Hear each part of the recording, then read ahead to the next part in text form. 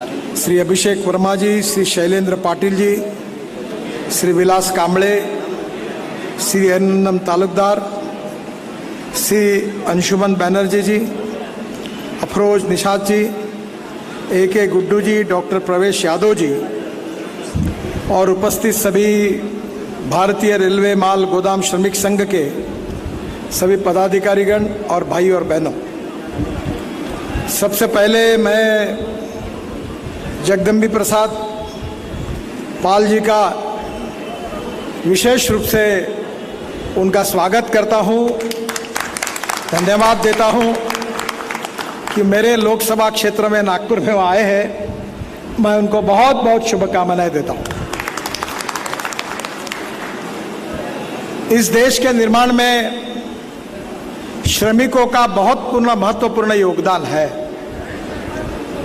आप सब लोग मेहनत करते हैं, परिश्रम करते हैं और उसी के आधार पर गरीब लोगों को अनाज से लेकर सीमेंट तक मिलता है। आपकी मेहनत, आपके परिश्रम, ईमानदारी से इस देश के निर्माण के लिए आप सबकी ऊर्जा आप खर्चा करते हैं। भारत सरकार का ये कर्तव्य है कि जो हमारे शोषित, पीड़ित, गरीब श्रमिक हैं, उनके जीवन के साथ न्याय हो, उनके मेहनत का उनको सही मुआवजा मिले और उनको रहने के लिए रोटी, कपड़ा और मकान मिले। और इसीलिए हमारी सरकार ने प्रधानमंत्री आवास योजना में ऐसे लोगों को घर देने का निश्चित किया है कि जो सामाजिक, आर्थिक, शैक्षणिक दृष्टि से पिछड़े हुए हैं, जिनके पास रहने के लिए मकान नहीं है, उनको मकान उपलब्ध कराने का काम हमारी सरकार ने किया। नागपुर में भी हमने 25,000 मकान बनाने का कार्य शुभारंभ किया है। करीब 6,000 लोगों को मकान अवार्ड हुए हैं। मैं हमारे नागपुर के सभी श्रमिकों को आह्वान करता हूं कि आप इस योजना में अप्लाई करिए। आपको भी मकान देने के काम के लिए मैं पूरी मदद करूंगा।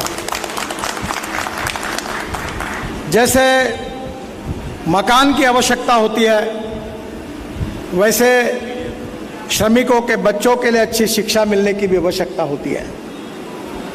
यहाँ अजनी में सेंट्रल स्कूल है, केंद्रीय विद्यालय है, उसका स्टैंडर्ड अच्छा है और काफ़ी बड़े प्रमाण पर रेलवे के और जो श्रमिक काम करते हैं उनके बच्चे यहाँ शिक्षा लेते हैं। अच्छी शिक्षा मिलनी चाहिए, रहने के लिए अच्छा मकान मिलना चाहिए और जो बच्चे आपके हैं उनको अच्छी पढ़ाई करने के बाद रोजगार मिलना चाहिए।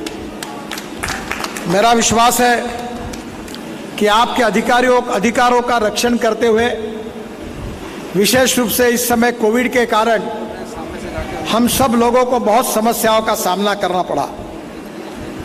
मुझे विश्वास है कि हमारे श्रमिकों ने उस कठिन समय में अपने को बचाते हुए सुरक्षा रक्षक हो, नर्सेस हो, मेडिकल, पैरामेडिकल में काम करने वाले कर्मचारी हो या गोदामों पर काम करने वाले आप जैसे श्रमिक हो, सब ने उस समय समाज की रक्षा और देश की रक्षा करने का काम कर्तव्य बुद्धि से किया है। इसलिए मैं आप सबको बहुत बहुत धन्यवाद देता हूं, आपका अभिनंदन करता हूं।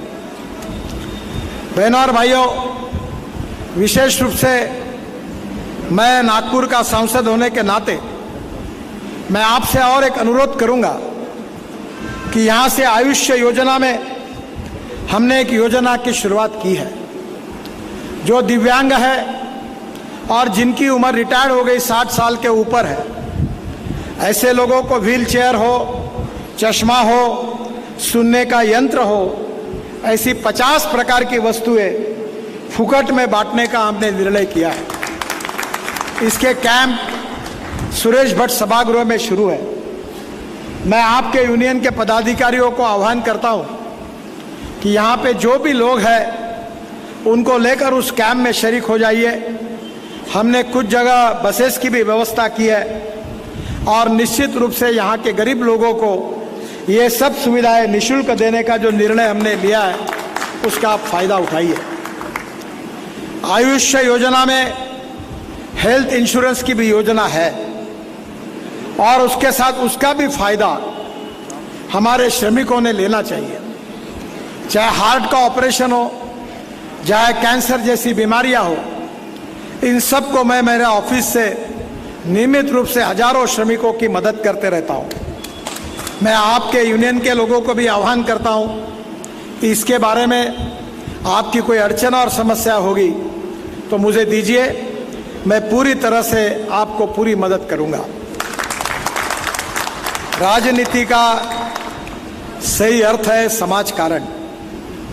राजकारण का अर्थ होता है समाज कारण और समाज कारण का अर्थ होता है राष्ट्र कारण और विकास कारण।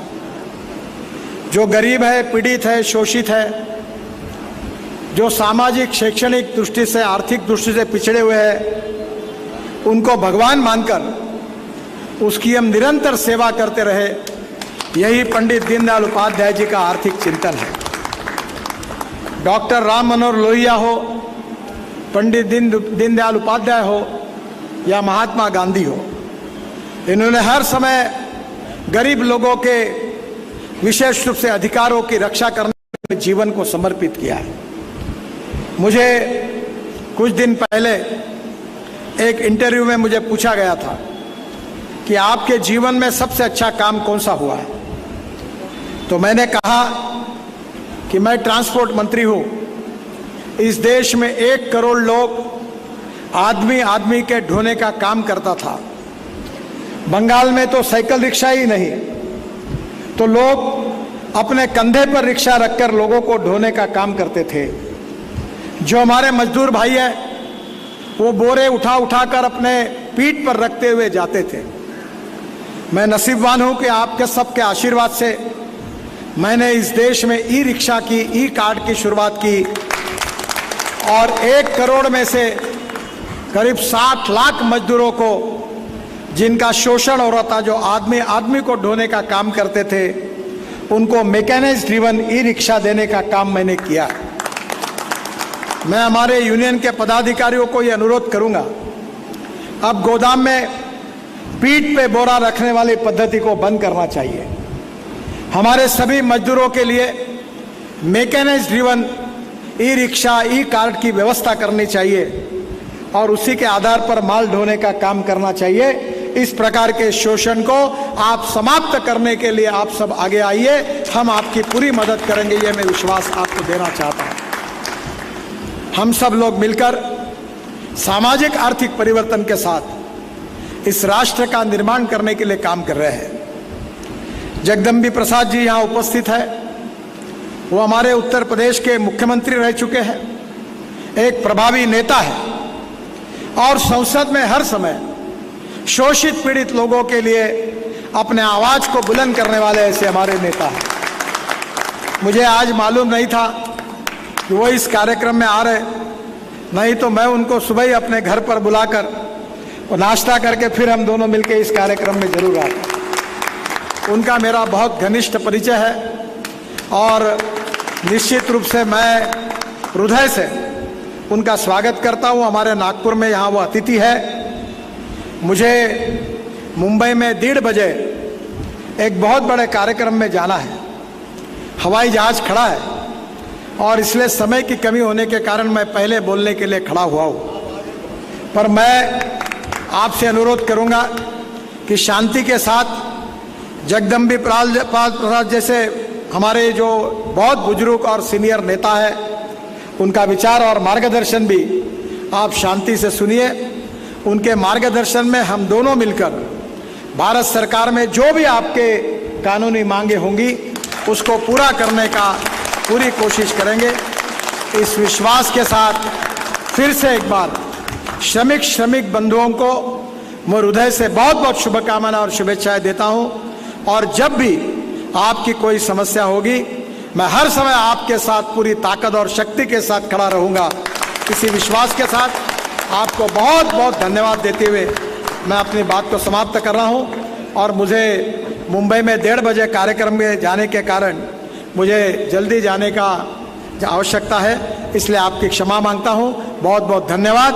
भारत माता की जय। नमस्कार। माननीय मंत्री जी से अनुरोध है कि आज महाराष्ट्र प्रदेश के श्रमिकों का ई श्रम पोर्टल पे जो पंजीकरण उद्घाटन समारोह होना है, तो कृपया रिमोट दबाकर रिमोट के माध्यम से पंजीकरण उद्घाटन समारोह का शुभारंभ किया जाए।